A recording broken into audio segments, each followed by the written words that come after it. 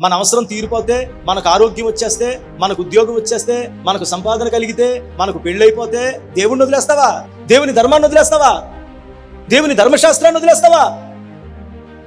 నువ్వు ధర్మశాస్త్రాన్ని వదిలేస్తా ఆయన దగ్గరికి వచ్చి నువ్వు భక్తి చేసి అన్ని పొందుకుని ఆయన వదిలేస్తానంటే ఆయన ఒప్పుకుంటాడా? దేవుడు నీకు ఇచ్చేవన్నీ ఎందుకు ఇచ్చాడు తెలుసా? ఆయనతో నువ్వు ఉండడానికి ఇచ్చాడు. అంతే తప్ప అన్ని తీసుకుని నువ్వు ఆయన వదిలేస్తానని ఇవ్వలేదు దేవుడు. ఈ రోజున చేస్తున్నది అదే. చాలా మంది అన్నీ ప్రభు నిన్ను వదిలేసి వెళ్ళిపోతానంటున్నారు. అన్ని ఇచ్చి నిన్ను ఎందుకు వదులుకుంటాడు దేవుడు? అన్ని ఇచ్చేదే నిన్ను తనతో ఉంచుకోవాలని.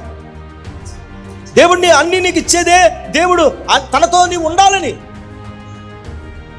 నీవు ఆయనతో ఉండడానికి, ఆయనలో ఫలించడానికి, ఆయన కొరకు బ్రతకడానికి, ఆయన సేవలో సహకారంగా ఉండడానికి నీకేదైనా దేవుడు ఇస్తాడు, ఎంతైనా దేవుడు ఇస్తాడు. ఆ ఎదుగుదలను బట్టి దేవుణ్ణి, దేవుని ధర్మాన్ని, ధర్మశాస్త్రాన్ని నువ్వు విడిచిపెట్టకూడదు.